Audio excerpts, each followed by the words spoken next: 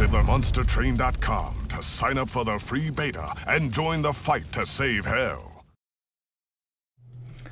Hello everyone, I'm Mark Cook. I'm the CEO of Shiny Shoe. We are the developers of Monster Train, and welcome to another Monster Train developer stream. Today, I am going to be showing off one of the clans that we have not yet shown anywhere, I think. I'm going to be showing off the Umbra clan, which has some really interesting game mechanics that we haven't covered before. So I'm going to be playing a run with Umbra as my primary clan, and we can think about what we want to do as our allied clan when I get to the clan select screen. But before I go into the game, I did want to briefly answer a few questions that popped up while I was just setting up here. So let's do those, and then I'm going to switch over to playing. And my camera today is kind of at a weird angle. I mean, it's even tilted. It's in a really crappy position. The problem is there's a window right to my left, just here. It's very bright today, and if I pointed it straight at my face, there would be like this terrible backlit thing. I'd look super dark. Anyways, moving on from that. Let's look at the questions. All right, we've got Nightshade Lotus. That's probably what the name is. All right. Will the monsters from the Candle Clan melt away when they die? So the Candle Clan, as you called it, is called the Melting Remnant in the game. So given that the name is called the Melting Remnant, yes, there's probably a good, strong suspicion that they will melt away when they die. So they have a gameplay mechanic called Burnout. Maybe we'll see it today if we sub-clan, or we use the allied clan, of the Melting Remnant with Umbra. So yes, Burnout causes units to melt away, and then there's interesting combos that can kind of build on top of that. All right, and Corvus Mortis asks, what would be the correct pronoun for the sentient, as they are a plant, and by the appearance likely related to the rose family of genus, and thus likely being a flowering plant? Is hermaphroditic? I want to say they. Very interesting question. I'm not actually sure what genus of plant that the sentient is based on. I'd have to ask somebody else on the team if there was a specific inspiration for that. I think, I thought that we had been thinking about the sentient as female, but yeah, good point. Maybe we shouldn't be. And I might be wrong on that, but that's a really interesting and detailed question. Okay, but with that out of the way, let's jump in, because I know a lot of people want to see a new clan. Oh, I do have a couple of reminders. One, if you don't know what this game is, you're going to see it in just a second. If you want to see more information about the game overall, you can go to themonstertrain.com or join us on our Discord at discord.gg/monstertrain. And a reminder that the public beta is going to be ending on April 27th, which is, 3 or 4 days from now? I think it's Monday. Today's Friday here in California. And then our game is going to be coming out soon. I'm not going to announce the release date today, but hopefully we're going to be able to announce the release date soon. All right. One more question. Vladimir Lemon says, are there scented varietals of Melting Remnant? They're candles. We should have different ones. Yankee Candle, let's get a sponsorship in the game. Great idea. All right, let's jump over to the actual game. Cool. All right, so here is Monster Train. I'm playing the latest version of the full version of the game here. This is like straight off the tip of the latest changes from the development team, which means hopefully we haven't introduced any new bugs in the last few hours. But yeah, let's jump in. I'm going to start a new run, throw away my existing one. I'm pretty sure I've cheated already and unlocked everything. If I didn't, I might have to hide the stream for a second. Okay, I have. And well, although I'm not going to main clan Melting Remnant, this is the Melting Remnant champion for anybody who hasn't seen him yet. I think he looks awesome, but we're going to switch and we are going to do Umbra as our main clan. And this is the Umbra champion. I'm using the pronoun he for him, but for this character, but it's a kind of really big guy with some interesting upgrade paths. And the Umbra's kind of overall clan theme is a mechanic called Gorge, and these little creatures that are called morsels. And I'm not going to be able to do justice to the lore exactly, but they come from like a area of miners that would mine part of hell for resources to share amongst all of the monster clans. And there's these like little cute little tiny guys called morsels that are actually eaten by other monsters. So other monsters eat them to gain powers. And so that's what the gorge mechanic is. The gorge mechanic is the name of the gameplay trigger when something gets boosted from eating a morsel. And so you'll see all this very quickly. But the decision that we need to make here, well, two more decisions. We need to decide what our allied clan should be. Kojahan asks, what is the name of the champion for the Umbra? It's Penumbra is the name of the champion. So we'll see the cards in just a second, too. So yeah, we've got to choose our allied clan, and we need to choose our covenant level. I've cheated and unlocked them all. I'll probably be a wimp and play at covenant 1, just to hope that we have a good outcome here. But yeah, so we need to choose an allied clan. So, I mean, everybody's seen Hellhorned and Awoken many times. We've done Stygian twice, I think, on stream. We can't do an allied clan of the same clan we're playing as our main clan. We could do Melting Remnant as our allied clan. If we do that, there's going to be a lot to talk about because there's a lot of new mechanics that haven't been shown off before between both clans. Or there's a new feature in the game. I think I might have shown this briefly last week, and it's a little bit better now, but you can choose a random clan. So this is more for people who've played the game for a while and just kind of want to mix it up and see something different. I mean, you can go random on both clans if you want. Let's not do that, though. So let's definitely do Umbra first. Chat very loudly wants melting. All right, let's do it. YOLO. Okay, one other question. AP Josh, will there be any units with 0 unit cost? Excuse me. If you mean for Ember, the answer is yes, but I think you probably already knew that. So if you mean for capacity, the answer is no. The smallest capacity is 1 for a unit. All right, so let us get started with a Umbra Melting Remnant run. All right, what did we get? So our final boss is going to be Seraph the Temperate. All of the Seraphs, I think, have been redesigned partially since the public beta. So this is the one that messes with the power of your units. And so I think in the public beta, it's like a permanent debuff of both attack and health. But now it's a sap. It's a sap that is applied when all your units are summoned. And then Seraph's ability to fly around and cast spells on units in your train or on rooms in your train also applies more sap. So we have to keep that in mind on this run. And let us look at our starting cards. So we're going to be seeing new things here. What do we get? Packed Morsels. We got 2 of these. This is a consume card. Add 3 random common morsel units to your hand. So morsels are those little characters that I mentioned. You can see kind of what they look like there. They're these little miner guys that then other units on your train, including your champion, can eat. And then when they eat them, they are powered up. So this is a quick way to get some of the less powerful morsels into your hand.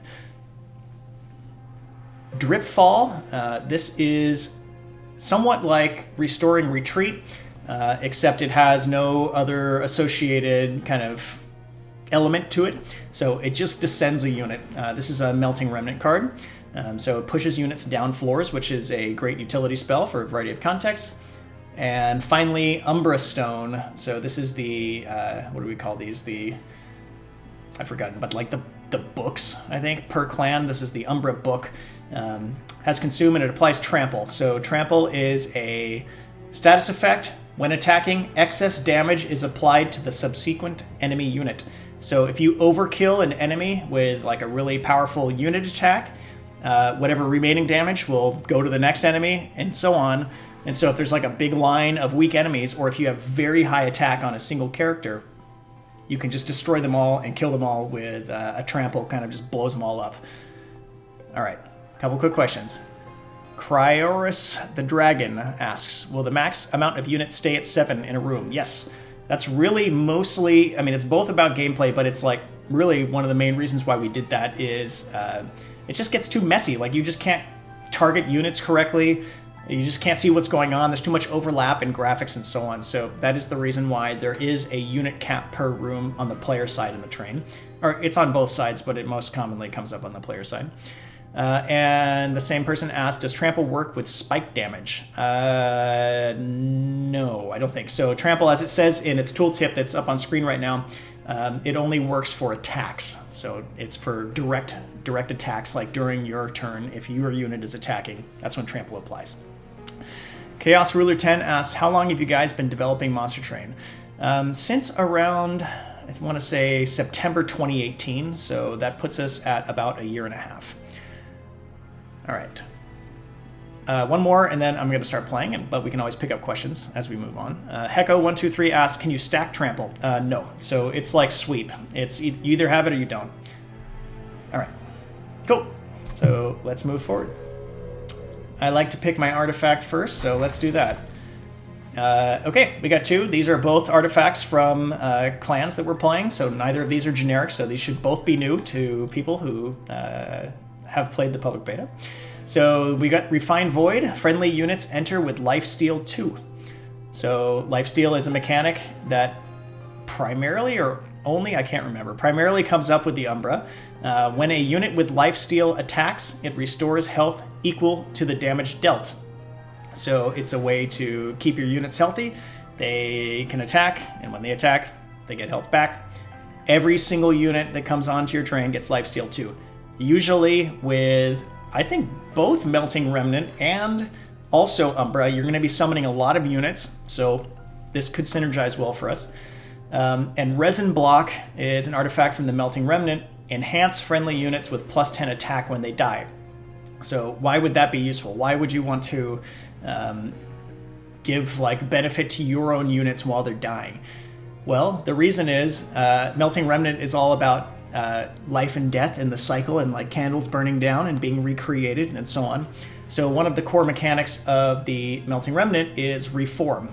And Reform is a way to bring units back that are dead back into your hand. They usually come into your hand.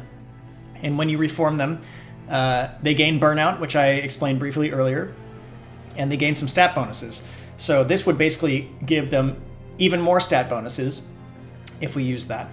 One thing I forgot to do that we can do while we're deciding here is I can pull up the deck view and we can look at some of the things that we have here. So let's look. So we've got Penumbra, like I mentioned. Starting stats are 10-10. We haven't gone to the Dark Forge yet, so we'll see what champion upgrade options we have this time.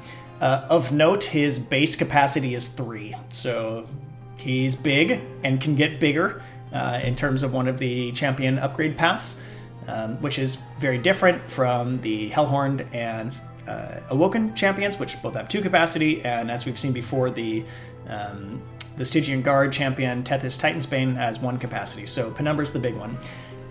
We have 3 Dregs. So Dregs are the kind of starting card from the Melting Remnant clan, from our allied clan.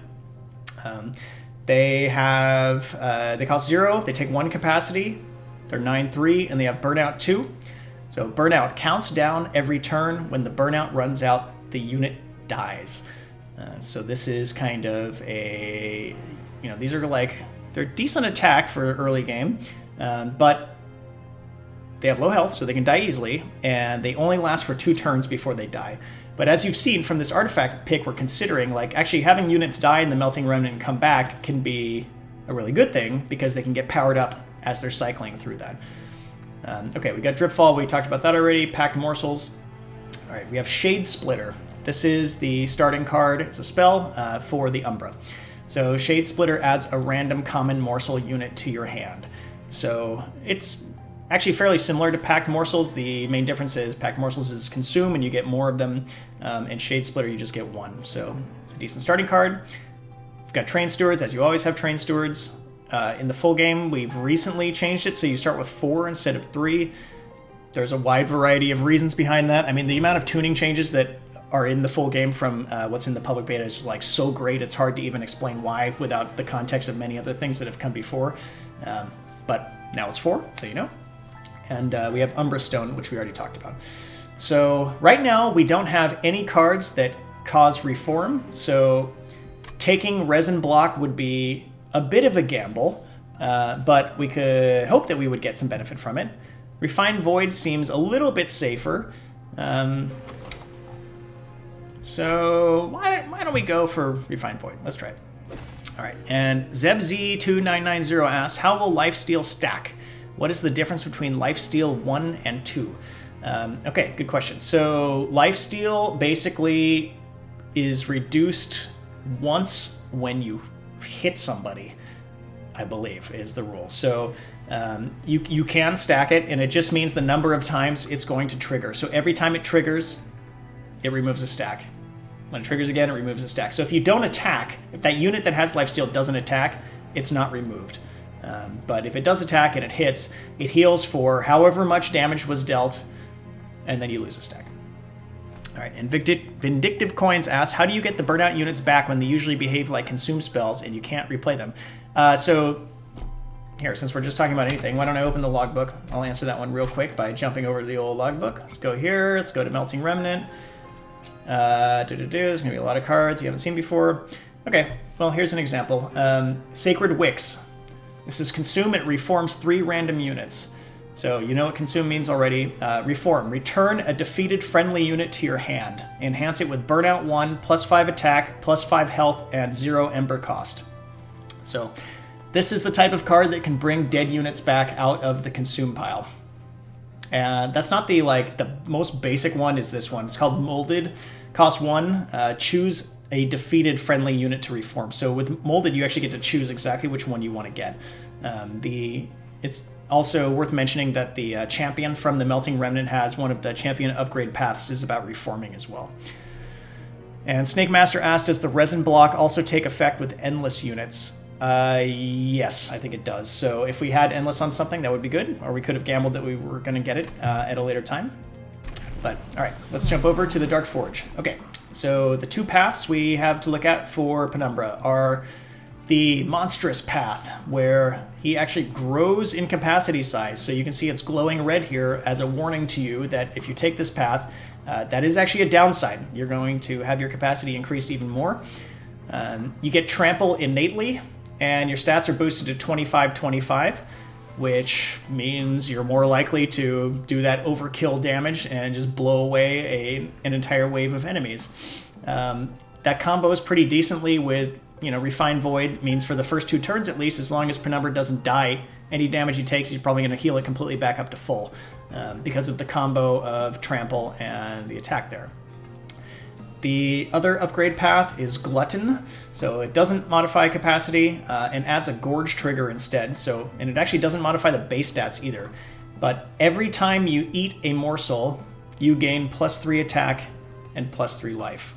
So that's a way to combo off of all of these mechanics about our morsels. And since we started with packed morsels, 2 copies of that, we should have a good amount of morsel generation. So I'll ask chat and I'll wait a sec to see if there's any particular opinions.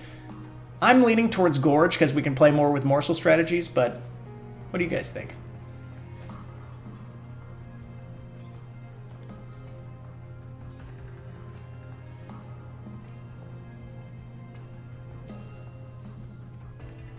Glutton. All right. Amy's typing glutton to me. Okay, thank you. Let's go with that. Cool. All right. Varian asks, how would Sweep work in combination with Trample if you manage to get both? I don't know. It's my best answer. Does Sweep cancel it out, theoretically? I'm not sure. I'm sure somebody's tested that on the team or in our private beta testers, but I'm not sure what the answer to that is. If anyone knows who's watching that is on the team, please post the answer in chat. Okay, let's go into battle. All right, the first defense. Okay, do we want to take the trial? So non-boss enemies get +4 attack, and we get a unit draft at the end. So what? +4 attack. We definitely have a lot of chump blockers. You can use morsels as chump blockers also, which is interesting. Why don't we go for it? It's level 1. Let's go for the trial.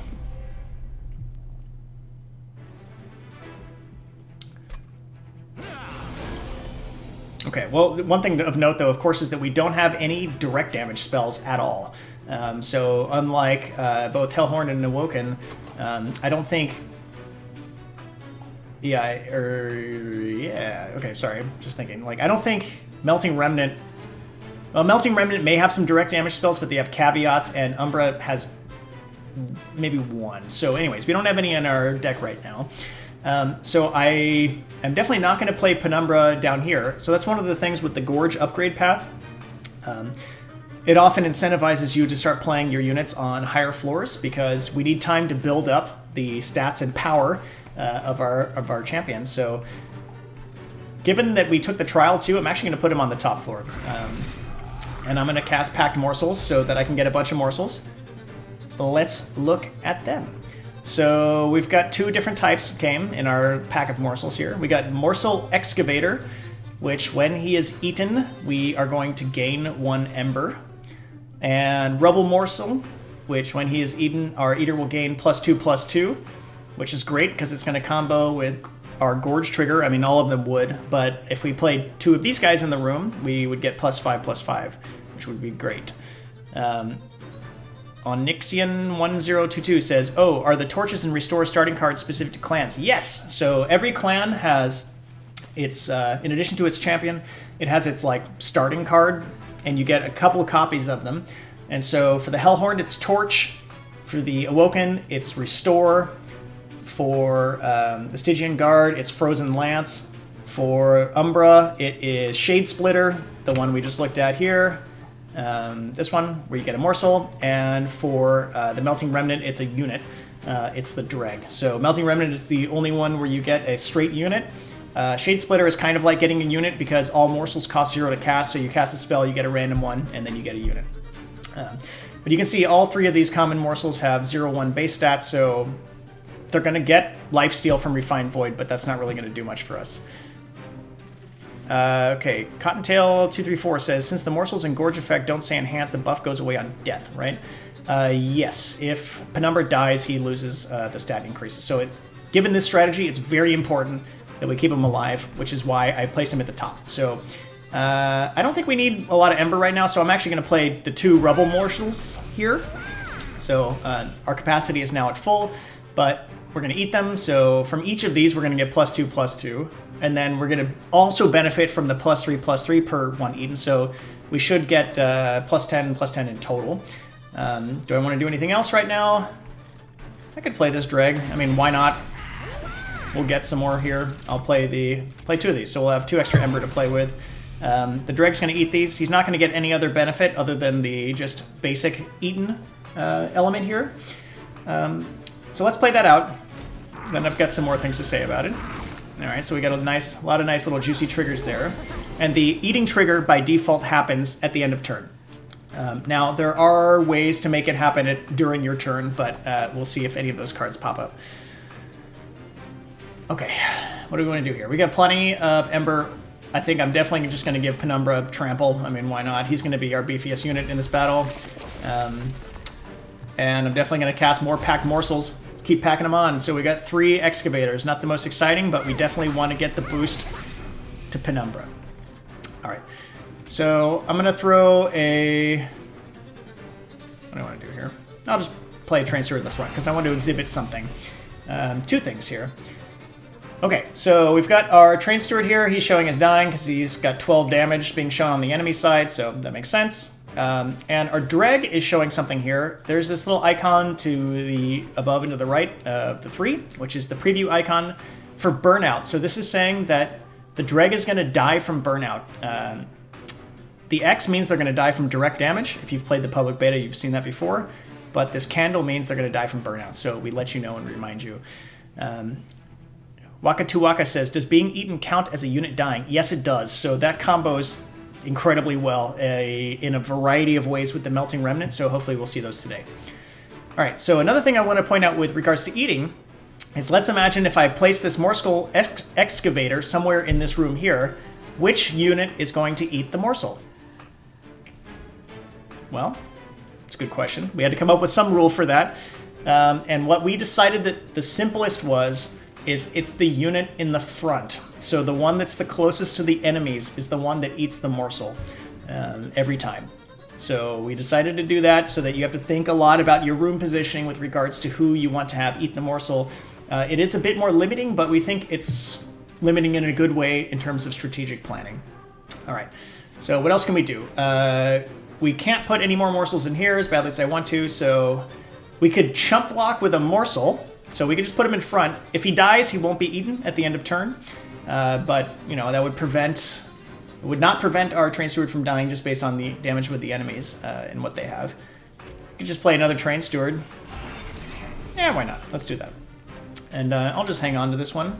So let's move forward. Nightshade Lotus asks, why are the hands glowing? So the hands are glowing because they have lifesteal. That's the lifesteal effect. And every single unit we summon has lifesteal by default because of that.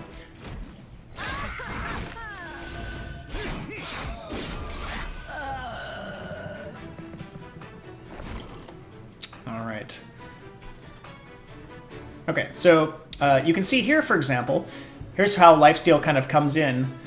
Our preview is showing that this is 0. So what does 0 mean? 0 means nothing is going to change in terms of his life, but it does indicate that it's going to take damage. I mean, it would show nothing if there was no damage that was going to transpire. So Penumbra is going to take 12 damage from getting attacked by enemies, but then he's going to hit for 26. Because he has Trample, it's going to overkill this unit and kill this unit, and then it's going to heal back for 26 life, so he's going to heal back to full. Although this is his last stack of lifesteal, and I wish we could get more. We can't right now. So I'm going to cast Shade Splitter twice. I mean, I'm just going all in on this Gorge. I don't want them to die, so this is important. I'm going to place them in the back. Because I want our Rubble Morsels to be eaten. If I place them in the front, they would get killed by the enemies.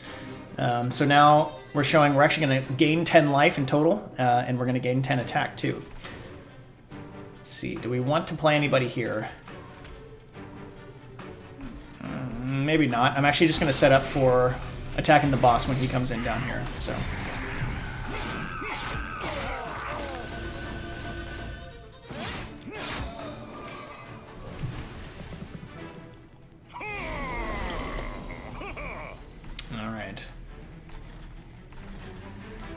I think I really do want to just keep eating. We could chump block here with a Train Steward, which would prevent all damage. And look, we've got 36 attack. It would exactly overkill these two guys. That would mean we would not be able to do Shade Splitter though, which is not great. But saving the health of Penumbra is probably more important, so I'm going to do that. I'm going to cast these anyways though, just to get them. See, do I have any units left in either pile? I think I probably don't at this point. Yeah, so there's no point in casting these guys here.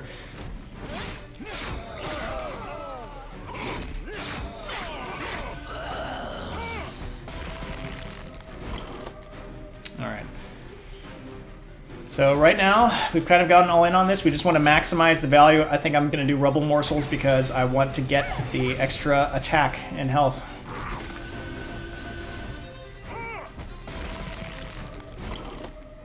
All right, it's looking good. Yeah, I think now I would probably chump block them. Something else I'll mention about morsels is that, although this is going to just block the damage here on this particular time, they used to, for Relentless combat, they used to not be eaten until the entire Relentless fight was done. We felt that was too punishing, so now basically after one round of Relentless combat, even though it may go into a second round, all the morsels kind of resolve, and then they're eaten at that time.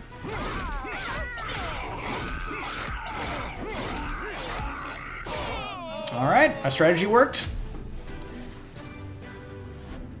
Hecko123 asks, can a morsel eat a morsel? No, they can't. That is one of the rules about them. Okay, let's see what we got. All right, this is our Umbra clan pack. So, cannibalize, sacrifice. Add 2 random non-rubble morsel units to your hand. So I guess non-rubble just specifically means it's not going to be that particular one. I really like this card because we have a lot of ways to create morsels right now. And although we create a lot of the common ones that aren't as powerful, Cannibalize has the potential of creating the more powerful ones. So I am definitely attracted to that card. Cost 0 Ember. And Umbra Assault. Deal 3 damage. So this is a direct damage spell. This is the one I was thinking of that's in the Umbra clan. And it has a slay trigger. So if it kills something, add a random offensive morsel unit to your hand. So there's a variety of different kind of offensive power-up type of morsels. And you can target your own units with this too. So you can kill your own morsels with this. So this also combos with our ability to make a bunch of morsels. And another copy of Packed Morsels. I think I'm going to definitely pass on that since we already have enough utility there.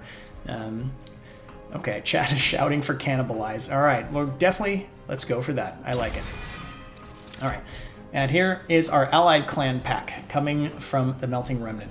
So we've got Purifying Cleanse, restore 10 health, and apply Burnout 2 to a friendly unit.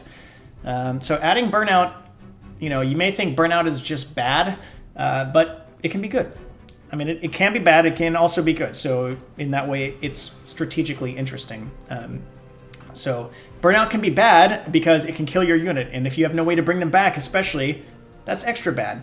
But sometimes you might have a really powerful unit that has a small amount of Burnout on it, and you want them to have more Burnout to keep them alive longer, so it can be good. I would say probably right now, given our current deck, this is probably not what we want to pick, but we can consider it. I definitely don't want another Drip Fall. And Wicklash is our other option here. So enhance a friendly unit with +5 attack and apply Burnout 1. That might be interesting. I mean, you could put that on morsels sometimes. It's probably more relevant to put on dregs. I don't know what units we might have coming up. I think in terms of utility, if we're going to take a card on this run so far, I think I would go with Wicklash, so why don't we do that? All right, and we have a unit draft, 3 options. 2 from Melting Remnant and 1 from Umbra. So from Melting Remnant, 1 option, Paraffin Enforcer. 2 capacity, 1 ember, 15 attack, 15 life. A strike ability, which means every single time it attacks, doesn't need to kill. Friendly Burnout units gain Rage 2. Anybody who's got Burnout in the same room as this unit will gain Rage 2. So kind of interesting, but you know, so far I'm feeling like, especially given we took the Gorge path, we just took Cannibalize, we're probably going to be going more away from a Burnout-based strategy, so not super attracted. Crucible Warden, an Umbra unit, has an ability Gorge, gain damage shield 1. So 2 capacity, 1 ember, 5 base attack, 20 base life. And every time it eats, it gets damage shield, which is pretty good, and we're gorging a lot. Chonky Sludge, Big Sludge, Swole Sludge. Yep, and here's for Melting Remnant, we've got Big Sludge. Harvest gains Rage 2. So somebody asked if there's anything that like benefits from when a unit dies. Morsels count as dying when they're eaten. Big Sludge gains Rage 2. Everyone wants the Swole Sludge. I mean, I probably would have chosen Crucible Warden, but I gotta go with what the people want. Let's go Big Sludge. Oh, there's one quick thing I wanted to point out with regards to Big Sludge.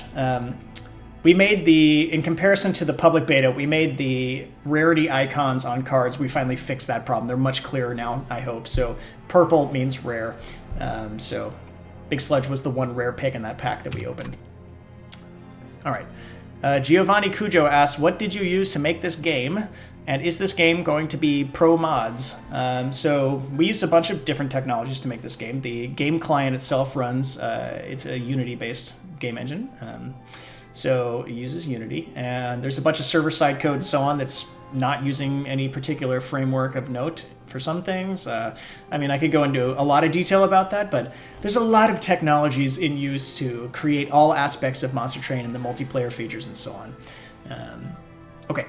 So now we get to choose a path. Are we going to go left where we can get a unit merchant and an Umbra unit, or are we going to go right for a spell merchant and a remnant, Melting Remnant unit?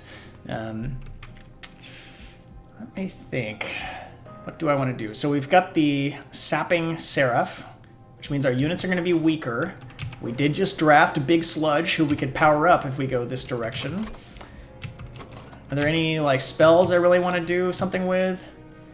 Probably not especially, so I think I'm going to go this way. All right, Luxon V asks, can we make other units eatable? The answer to that right now is no, but it's an interesting idea. All right, let's get our unit first before we go. All right, choose a card, 2 Umbra units. We've got Morsel Maker, 2 capacity, 1 ember, 15 attack, 6 health. Slay, when he kills somebody, add a random morsel unit to your hand. So this guy can be great if you can get him kills, which means you have to make him strong.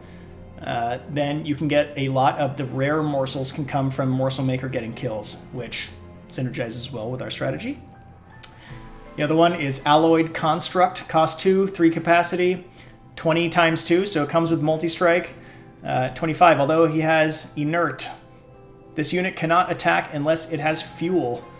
I don't know why it says inert 1. That's a possible bug we want to look into. I don't think that can stack. This is the only unit in the game that has inert, and how it gets fuel is it eats. So by eating, you gain fuel, and that allows you to attack.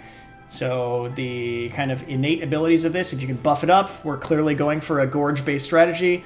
This could work well too. Yeah, interesting decision. Now I'm kind of regretting. I should have gone to the merchant first, actually, to see what upgrades were available before making this decision. It might have swayed me. I think I don't know. Chat, what do you guys want? You guys chose the swole sludge. What do you want? You want Morsel Maker or Allied Construct? All right. Amy says the Morsel Maker is the favorite, so let's go with him.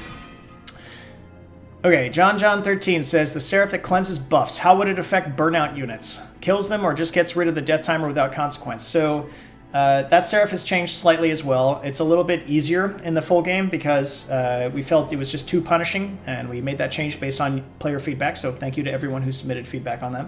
So the Cleanse Seraph now only cleanse half of the stacks of status effects that don't benefit Seraph, I think is how the text is written. So I think burnout usually is, unless you're like really built around it, it's usually a negative. So sometimes it can be a positive, but it's usually a negative. So I think Cleanse Seraph only clears green effects, so buffs, what we consider buffs, and burnout is red, it's considered a debuff, even though it can still be good sometimes. So Seraph only clears half, in the full game, half of the green effects on the player side, and it clears half of the red effects on the enemy side. All right. Let's go to the merchant. Oh, there's new merchant art for all the merchants, by the way. So now they don't all look the same. So this is our unit merchant here. So we can give somebody quick, we can give them more attack, or we can give them Power Stone to give both attack and health. Sometimes I just view my deck by clicking on one of these. So, I mean, we want Morsel Maker to be strong. Quick is maybe okay to help him get kills, but maybe not. I mean, he's kind of weak, so he's going to be in the back line. So giving him quick, you know, especially as the game scales up, is probably not going to help us that much, because usually the frontline units in a battle on the enemy side have high health, so he probably won't kill anybody with that stat. So I might, because we really just want this guy to get kills, I might just give him this extra damage. So I think I'm going to do that. And do I want to purge something? I mean, I probably want to get rid of Train Stewards. They're not really benefiting us that much. So I'm going to purge out a Train Steward. And I might just wait. I kind of want to reroll, but if I reroll, I'll only have 90-ish gold, so I probably can't buy what I'm going to want to buy, so I think I'm just going to hold on to my gold.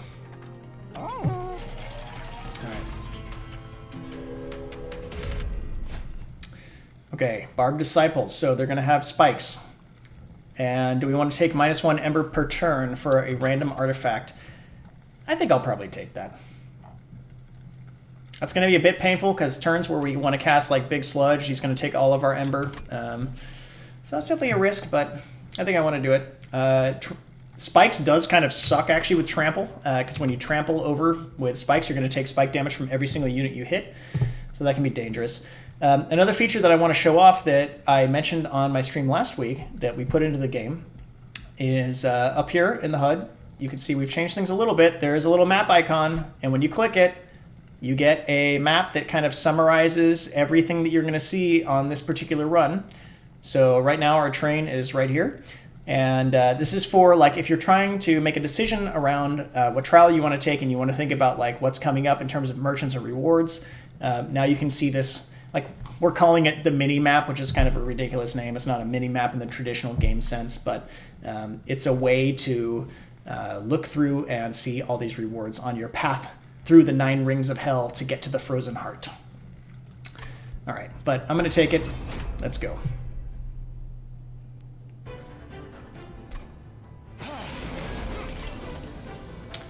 All right. So what do we want to do here? I mean, I clearly want to start building up Penumbra. Morsel Maker, he will get a kill here if we play him here. If we play him, though, we can't play Big Sludge, fan favorite. But I think that's probably better, so I'm going to play Morsel Maker. Yes, he's going to take some damage. I'll probably throw the Train Steward in front of him just to give him some amount of protection. Ah, that was a mistake. I should have played Packed Morsels, so misplay on my side. Dumb. Alright, well, we'll get something out of this. What do we get? Ah!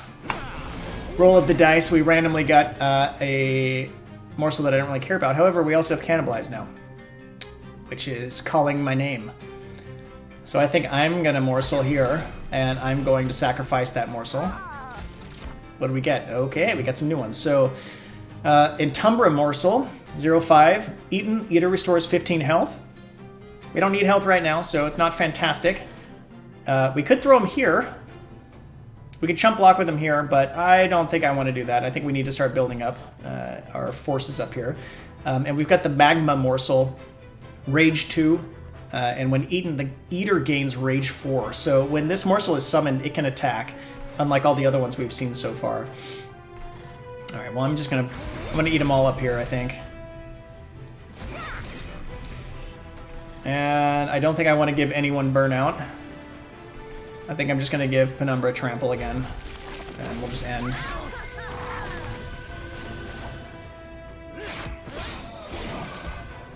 Oh, no luck. Okay, what do I want to do here?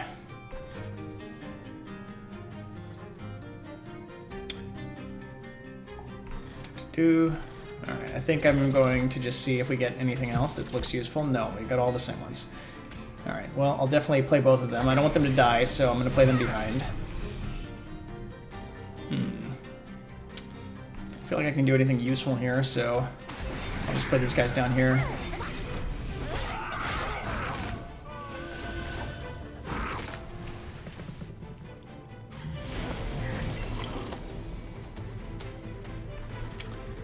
Alright. Well, let's definitely play Pack Morsels. I'm going to do Rubble so that we can power up our champion some more. What else do we want to do here? All these guys are just going to get owned from spikes, unfortunately, and we have nothing that we can really do about that, so I feel like I might as well just play them all in here and just get as much damage on the boss as I can.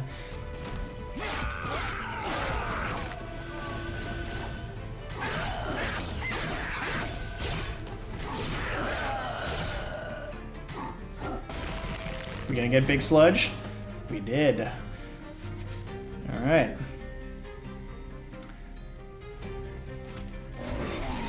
So we could put this morsel in here, which will trigger his rage. So there he is, nice and big. That's not gonna help us that much, though. It's probably more valuable to put it on our champion right now, I think, unfortunately.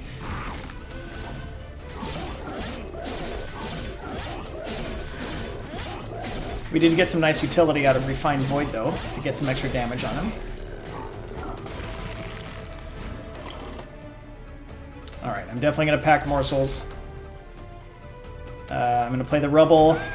I mean, it looks like we're going to win anyways, but let's play it out. See what we get. Alright, we got those same two again. Alright, looking good. Oh, well, that was actually a misplay. I didn't get to gorge on the Rage guy because he died from spikes. I had forgotten about that. Alright, our spoils. Wing clippings. Cards with consume, excuse me, have a 50% chance to be discarded instead. This is a generic artifact that's also in the public beta. I mean, we've got consume cards because we have packed morsels. I think it's nice to keep those, so let's take that. Alright, clan pack. Perils of Production. Apply Ember Drain 2 to a friendly unit and gain 3 Ember. If you've played the public beta, you may be familiar with one of the most hated enemies in the game, I forget what they're called, Pyre Wings, I think, that apply Ember Drain to player units. So that's a negative thing. It's red. You can see the tooltip's red. So why would you want that? Well, the reason why this is actually a great card is you can put it on morsels, and morsels are usually going to be eaten. So if you're sure that a morsel is going to be eaten, then you don't pay the penalty of Ember Drain 2 at all, because they're going to be gone off the board by the end of the turn. And you gain 3 Ember, which can be super useful for casting a wide variety of things. Cannibalize we already have, although it wouldn't necessarily be bad to have another. I'd rather just kind of put Holdover on Cannibalize or another Pack Morsels, which I don't want. So I'm actually going to go Perils of Production and our Melting Remnant pack. So we got Molded. Choose a defeated friendly unit to reform, and we can reform morsels also. Very tempting. Hallowed Drippings. Consume, apply Burnout 5 to a friendly unit. So this is the potion. Every clan has kind of like a potion. This is the potion from the Melting Remnant. And Molten Encasement, which is a tomb unit. All of the tomb units have no attack base. It's 1 Ember, 1 capacity, 5 health, and has an Extinguish, restore 10 health to friendly units. So it's an AoE heal, basically. So one of the ways to use this type of unit is to play it in the front lines as kind of like a chump blocker, and then when it dies, it heals everybody behind it. So, however, yeah, I don't know. It might not be bad. Like we were taking some damage on like Morsel Maker last battle. That would have been nice to have been able to heal. But I think Molded is going to serve us better on this particular game. So let's go for that. He will be Swoller. I like that. All right. So now, do we want to go left? We've got a Hell Vent, which we changed what the art looks like for this because we had some comments that some people felt that the Hell Vent and, what's the one that lets you purge? The Unstable Vortex were too similar visually, especially if you were colorblind, so we changed the shape of this one a little bit to make it clearer. Anyway, so you can duplicate a card and we get a Remnant unit, or we could get health, which we don't need for our Pyre, and go to a Merchant of Magic. I mean, I kind of want to go to the Merchant of Magic because I want to decrease the cost of Molded. Having Molded at 0 is really useful. I also want to get Holdover on either Molded or Cannibalize is really useful. But if I was going to duplicate something right now, I would probably duplicate Cannibalize, I think, just because the value can be so high if you get the rare morsels especially. And another Remnant unit could be interesting. We definitely are starting to get too many units. We need to purge some of these Train Stewards out. And if we go to the Merchant, we can purge with gold. I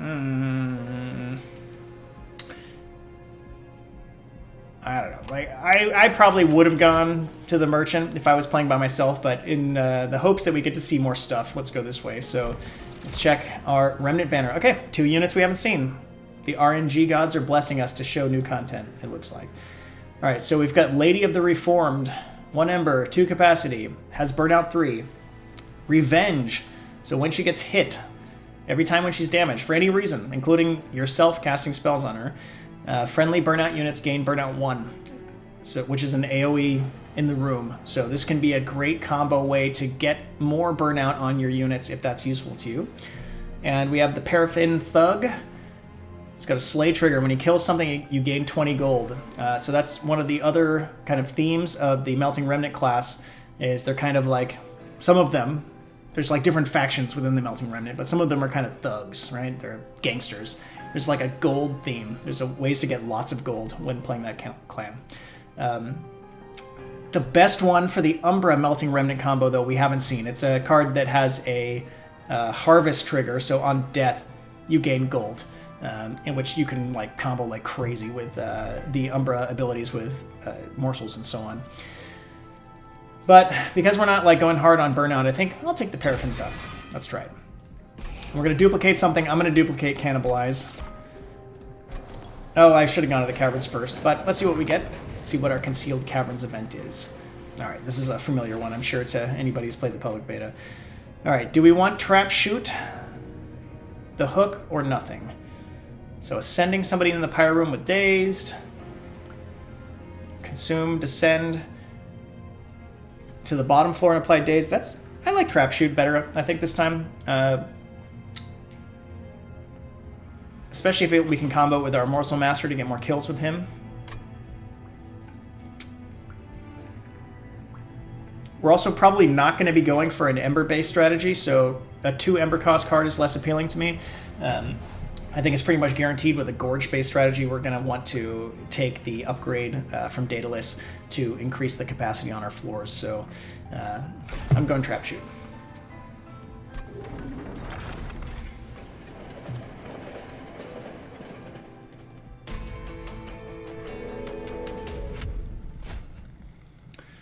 Okay, well, that's interesting.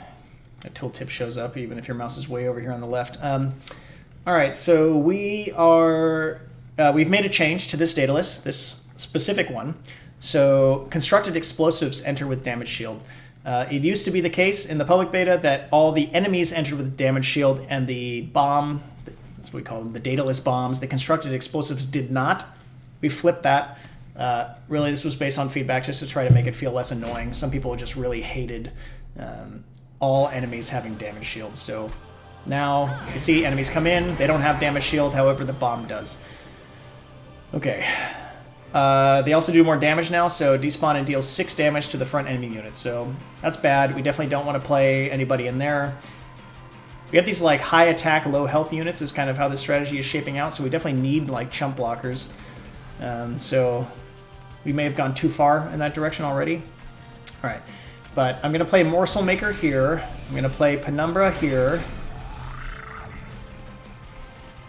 Yeah, I'm torn on this, but I'll play the Parathin Thug here because I really need to keep capacity space with Penumbra to combo with my morsels to start building them up. And I probably will chump block with the Dreg here to keep these 2 higher value units alive. VZoom2 asks, what is the 3rd upgrade possible for the Umbra's champion? Yeah, the 3rd one, let's see. So we saw Monstrous and we saw Gorge. Okay, the 3rd one is called Architect. It's the Architect upgrade path. And what it does is it gives him a slay trigger that when he kills, the room gains capacity. So you can get a lot of capacity. I've seen the capacity bar filled up to like the halfway point on the screen, or like I think even pushing into the enemy side. Like if you get Trample and Architect and you're just like overkilling waves of units, you can add a ton of capacity really fast to your room. All right.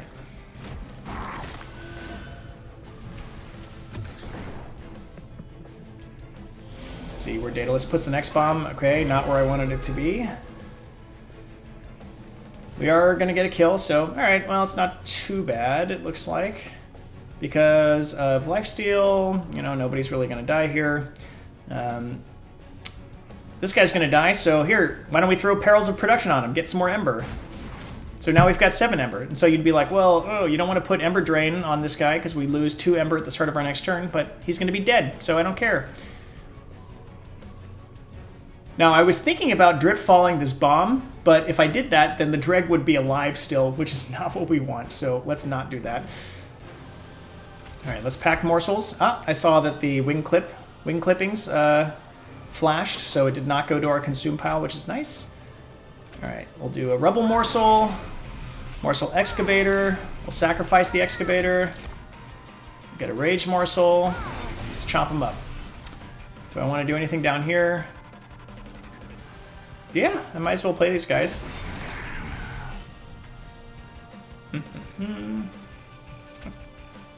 Yeah, I'll just eat them all up. There we go.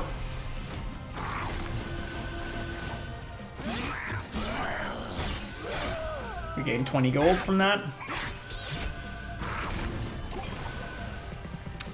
Alright, King of Sword asked, does eating a morsel trigger Slay? No. Slay is only triggered from attack damage where you're attacking enemies directly.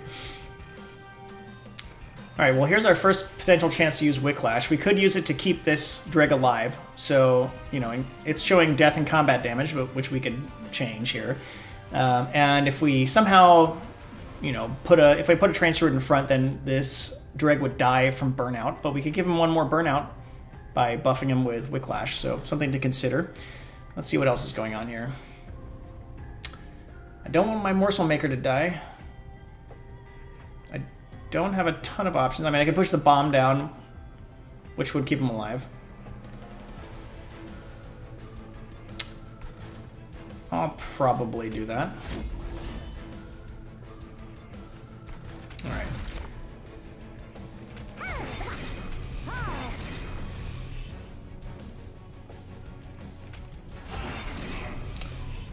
Well, I ran out of Ember, so I can't cast Wicklash on my Dreg, but at least we'll get a kill out of this.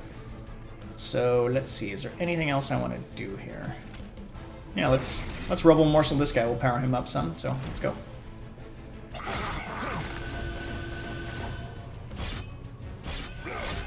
More gold, so we've gained 40 gold already off of the Paraffin Thug.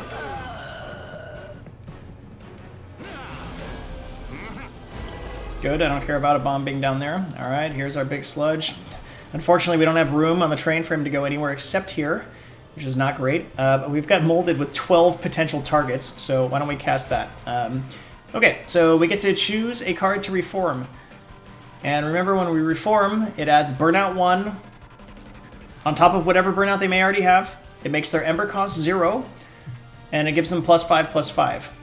So if we put it on this Dreg, it'll now have Burnout 3 and be 14/8, which is pretty good.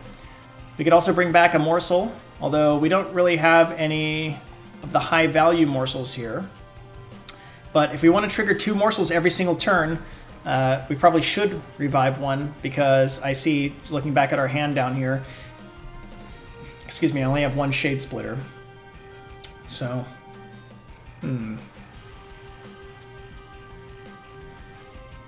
maybe I'll go with the Dreg. Let's do the Dreg, just for fun. Let's play a big sludge. Play the Dreg. Just play another Dreg down here. Alright, the Infamous Bug asks, if you apply Quick to a front unit, would it consume before attacking that round? Or would consume still resolve after combat? Let me see if I understand the question. So Quick makes you attack before the enemies in a combat round. So Quick is a status effect you place on units, and Quick itself doesn't consume. It's already answered. Okay, somebody else answered. Thank you, Amy. Alright, let's go. 20 more gold. We're drowning in gold. Alright, Morsel Maker? I think that's his name. Morsel Maker, yeah, he's finally going to get a kill here. So that's good.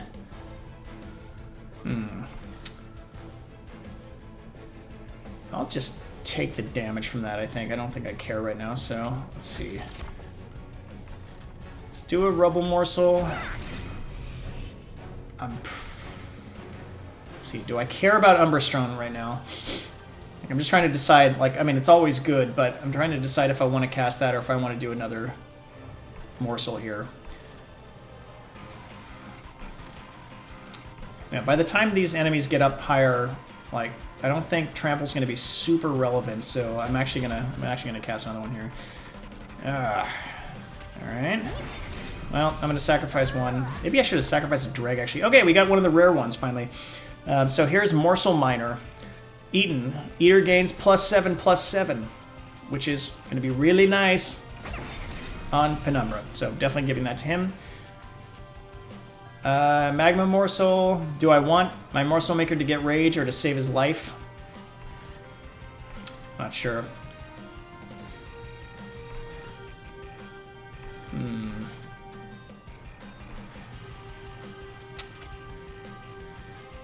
Yeah, I want him to live a little bit more. I might chump block that. Yeah, that may have been the wrong decision, but yeah, well, let's see what happens. I don't know. I don't know if I want to trap shoot. I'm just not going to.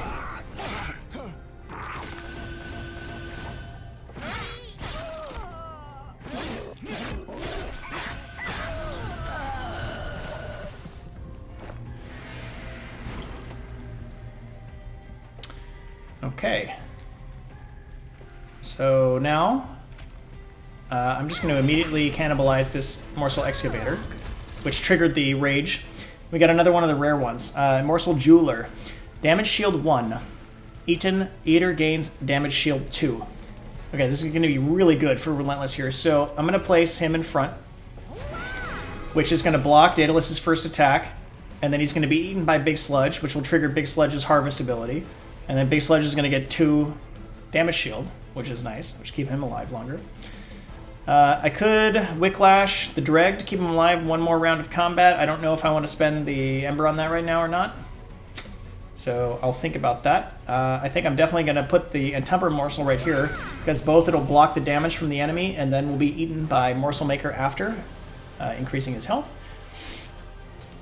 I mean, there's so many targets available for molded, so I think we definitely need to do that. And I'm going to be certainly tempted to bring back Morsel Miner. Yeah, let's definitely do that. So now we can have him eaten by Penumbra here, and let's just get some more. Okay, yum yum yum.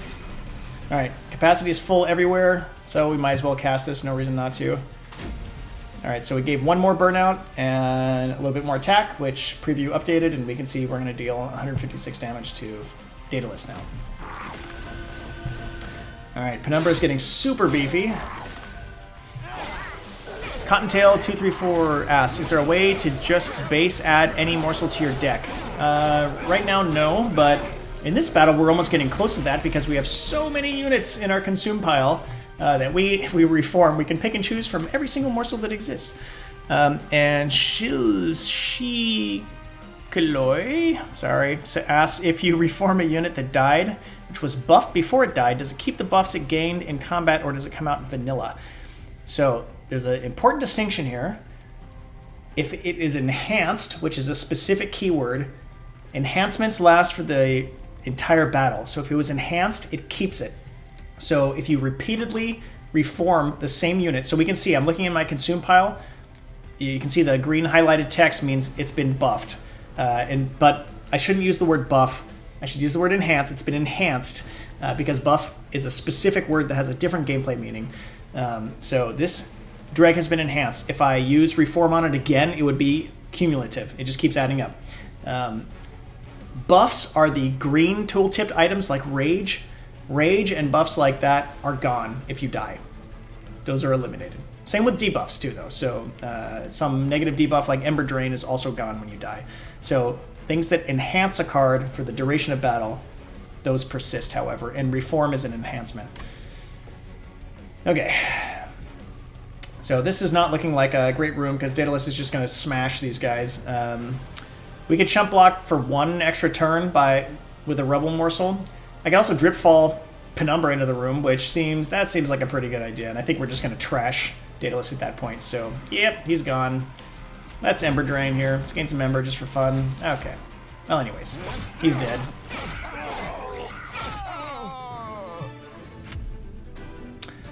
All right. So I would definitely pick, I mean, I want to play more morsels. I want to gorge more. I want to gorge. So 100% Herzl's compound for me on this run. Okay, rare pack. So we've got cards from both Umbra and Melting Remnant. So we've got Cave In. This is a ridiculous card. Descend friendly and enemy units on this floor. So this is an AoE descend card that hits both sides. Personally, I think this card's probably OP still because you could just stack up so many strong player units with it into a single room. So I would argue we may need to still increase the Ember cost of this, but it's pretty funny. It's pretty crazy, just everybody falling down. We've got Wax and Spike, which is the rail spike for the Melting Remnant. Every clan has a rail spike. This one, they're all X cards as well. So this one enhances, as we just had our discussion on what enhance means, friendly units with plus 3x attack and applies Burnout 1 to all of them. So it adds Burnout and 3x attack. And Umbra is the clan that also has the most cards that boost your Ember. So in that way, there's some good synergy with X cards and the Umbra clan generally. So you can boost attack permanently a lot with this, but it does put Burnout on all the units. So you have to factor that into your strategy. And we've got Memento Mori, which is a Melting Remnant attack card. Deal damage to the front enemy unit equal to 10x the number of friendly unit deaths this battle. This card would be pretty insane. I mean, we just saw we had at least like 25 plus unit deaths in the last battle, maybe 30. So that would deal 300 damage to the front enemy unit, which can be fantastic if you can use it on a boss especially. So that has some nice synergy with the strategy that we're going for as well. I think because I really like Cave-In, but because we already have 2 drip falls from our starting cards, I would probably take Memento Mori here. We're not going hard on Burnout, so that feels like a better synergy for us. Star Wars fan 2296 asks, what happens if the floor is already at 7 units when you cave in? Basically, if they can't move down, they don't. So it tries to fill in to 7.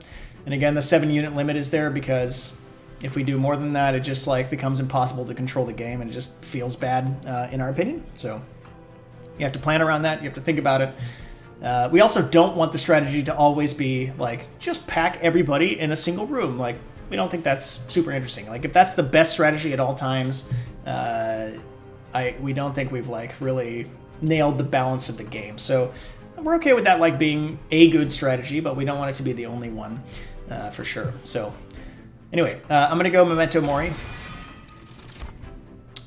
We get to pick a unit, so we have seen the Paraffin, Enforcer, and Thug already, but we have not seen the Wickless Baron. So he is a Harvest trigger unit. 2 capacity, 1 Ember, 515 base stats. Every time a unit dies in the same room that he's in, he gains 1 attack and 3 health.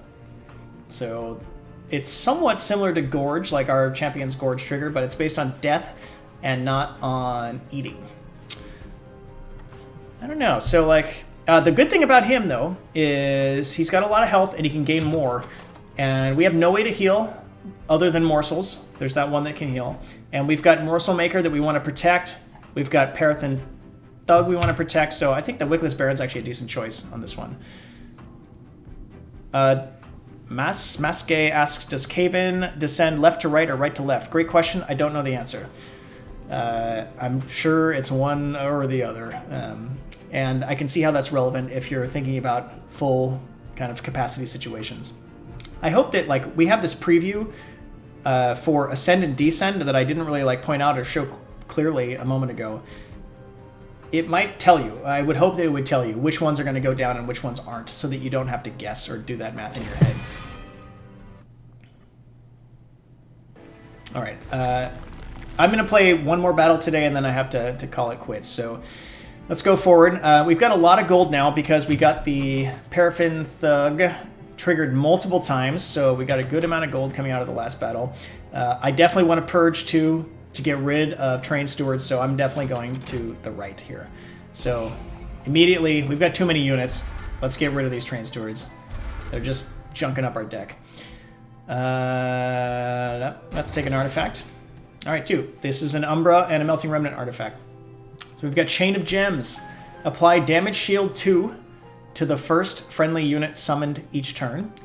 This can be fantastic for using morsels as chump blockers. If you use a morsel as your first summon, you can put them in front, and even though morsels are really weak by themselves, if damage shield 2 is enough to prevent all damage from the enemy, then you've just gotten a free blocker and your units behind won't take damage. And we've got Flicker's Liquor. After playing a unit, reduce the cost of a random card in hand to 0 Ember. We play a lot of units in our deck. Both of these have good synergy. Do we have a lot of higher cost cards, though? That would be the question I would be asking. And not a ton, but we play units every single turn, so I think it's likely if we took Flicker's Liquor, we would pay almost no Ember for anything a lot of the time. So that's tempting, too. However, I think strategically, I'm leaning more towards Chain of Gems personally. Like, Ember doesn't feel like it's been the limiting factor for the most part so far, so this feels like it opens more possibilities for us. Alright, let's see what we got at the Unit Merchant. We can give somebody quick. Got that option again. I don't know, we give more attack. We could re-roll. We could just gamble that we don't like any of these, really. I might give Paraffin Thug more attack. I mean, we just want him killing also to get the Slay trigger. Yeah, quick is just not feeling as impactful this run for me, for this deck. I'm gonna re-roll. Okay, we got Large Stone, so as our kind of like more rare upgrade. I like Large Stone a lot, and it's good for our Slay guys, you know, gives them both more attack and more health, but it does increase their capacity, which, you know, we did just take the capacity increase artifact from Daedalus, but it's just like we always want more room. It's also kind of tempting to put it on the Wickless Baron just to like make him a beefier blocker. especially if he's like blocking for the Paraffin Thug or Morsel Maker. But I don't know. There's always that trade-off of taking the extra capacity. Could give it to Big Chungus here. Make him even bigger.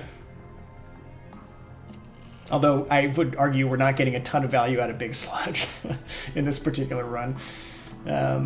Because we have to focus so many, like, he's not harvesting that much because we have to focus so much of our, all of our morsels onto our gorge-based champion strategy. So he's hurting from that.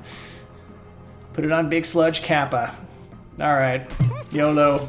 Sure, that's a terrible decision, but let's do it. All right, there's Wickstone. So there are some upgrades in the game sold at the merchant that are specific to the clans you're playing. So this one, I think, only shows up if you're playing Melting Remnant. Upgrades a unit with Burnout 1, +3, and +5. So why would you want that? Well, sometimes you want to extend Burnout. I don't think we care in this run, so I don't want that. And we can give a unit more attack. Again, so... I don't know. It's not the most inspiring. Like, I really want to get, like, multi-strike on one of these two guys, but... I'll maybe just put Paraffin Thug, just get more damage. Alright. Should we purge another card? I might want to. Let's just get rid of another Train Steward. They're just garbage for us. Okay.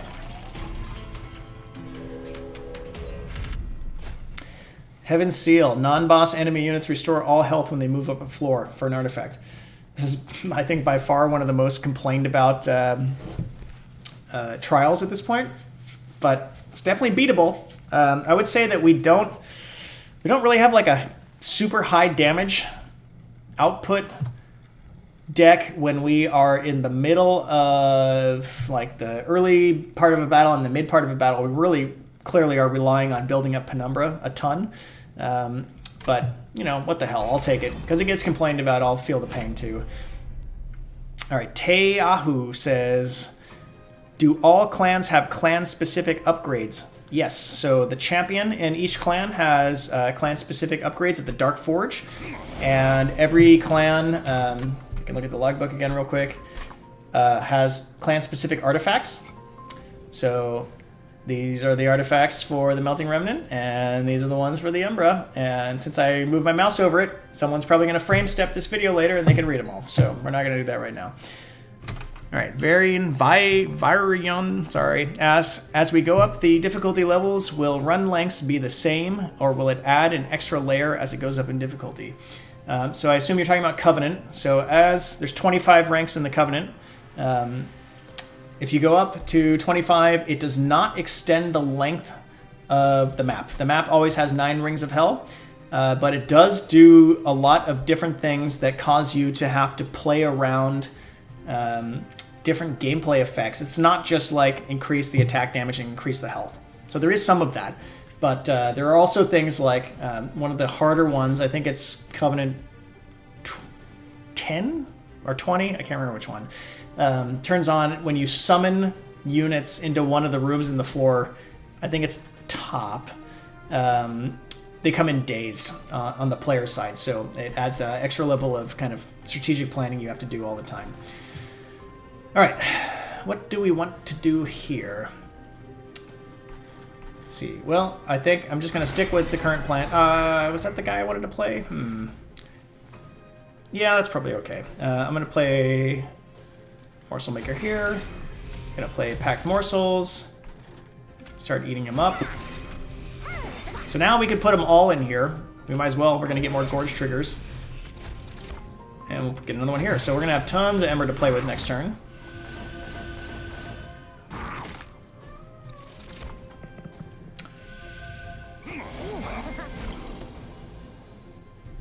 Alright. So definitely want to get rid of this self-mutilation. Okay. Remember, the first unit we summon, you have to keep thinking about that with this Chain of Gems artifact. The first one we summon is going to get damage shield. So we could put Big Sludge in here. This is probably not a great room for him. We can put him here. I'll just put him here. Why not?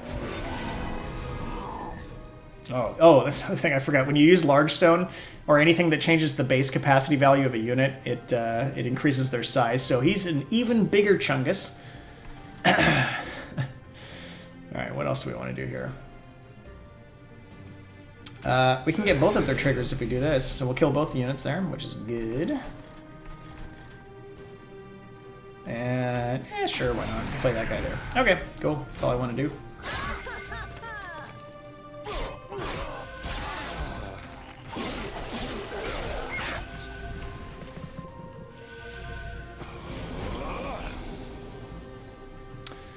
Alright, so we still have space. Okay, so that's nice to put the Wickless Baron in here, but unfortunately now I'm going to be at full capacity again, which means limited potential for actually getting his harvest ability to trigger. But I'll protect my units here. They're not going to get any kills, though, unfortunately. Yeah, tempting to just chuck this guy down. Let's see, what do we want to do here? So our Memento Mori is already dealing 40 damage, which is great. We've got our Perils of Production. Who do we have to resurrect? Just these guys. Well, yeah, let's bring one back. Let's bring this one back. I mean, these are all going to combo on Memento Mori, which hopefully we might draw again before we get to the boss. I mean, I just want to keep chopping them up here. I mean, I could bring Penumbra down to the bottom floor, too. Would not be the greatest decision right there. Okay, we might as well cast this. Are we going to kill him? Yeah, we will. There we go. Now we're going to get a kill on that Clipped Guardian, which feels good. I can trap shoot this guy, which means we might kill him later. Oh, there's that descend effect. So those arrows pointing down right there. That's telling you who is going to move down if you do this. We put this in mostly actually for the Moth Magic Mutator to remind you if you were like previewing Torch, if it was going to ascend. So Moth Magic is that mutator that makes it so anytime a unit takes spell damage, they climb, which was easy to forget about while playing. Do I want to do that? Yeah, might as well. What the hell? All right.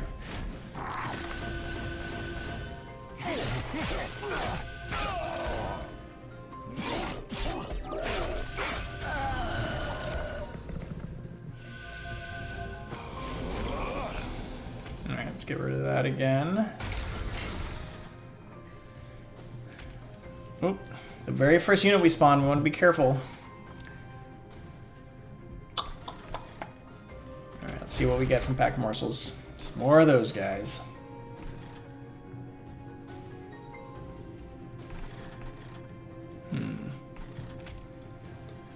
Guess I'll do that. I don't want that guy to die, though, because now he's offering protection, so I'm going to cannibalize this guy. I get some rage, which is nice. I'm gonna gain health. We don't need that right now. Just hold off on it.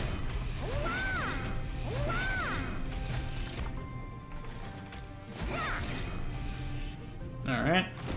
Lots of munching.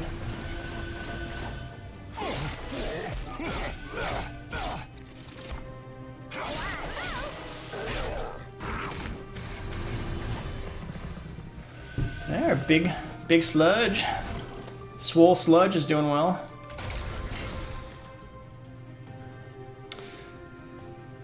Alright, what do we want to do here?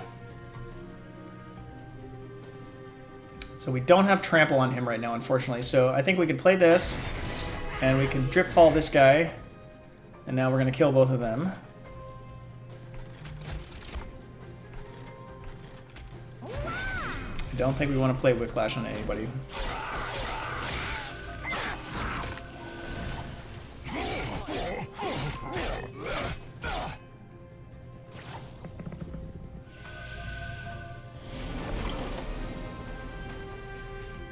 I was hoping we'd get more damage out of Memento Mori right now.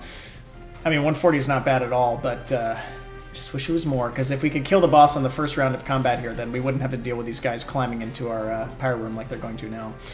Alright, so I'm going to Shade Splitter twice for sure. Okay, we look like we're good here. I want to... Well, even with 2 damage shield, I don't think we're going to be able to eat whatever morsel we cast first, so... We definitely want to leave the one with damage shield. Let's cast another one. Let's kill it. Okay, well, now we've got the Jeweler. That is going to be very good for keeping him alive, but we can also play it down here, which would be interesting. It would definitely die. We can't play it in front because it would die. That may be of interest. Let's just try it down here. Well, and we can also, I mean, we can cannibalize again. Let's get rid of the healing one. 120. It wasn't bad, but we got the harvest trigger off that already. We got another one, so, okay. Yeah, let's put the healing one in here so that Big Sludge heals. Let's give him the rage one, too. And then let's play this jeweler here. And then let's Memento Mori there. I mean, we almost killed him. We didn't quite get there, but we almost killed him. See, we almost beat this one without taking any damage from the Heaven Seal trial that gets complained about so much. It's possible. It is possible to win that trial without taking damage. Sad Chungus. He's gonna die. Ooh, that was nasty. Now we're definitely gonna take some pyre damage because we let those guys get up here.